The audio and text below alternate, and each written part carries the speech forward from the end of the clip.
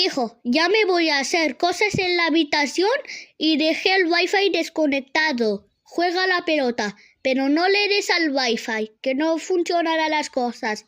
Si está bien, pip, pip, pip.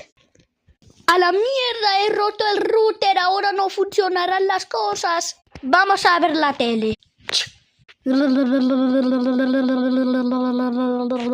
Espera, ¿cómo que no wifi? ¡Hijo! ¿En serio? ¿Has roto el router? Te dije que jugaras con cuidado. Ahora te vas a merecer un chancletazo. Ese es el router que teníamos. Mi padre lo ha ahorrado para comprarlo. Y este era el router que teníamos. Y no me alcanza para comprar uno nuevo. Así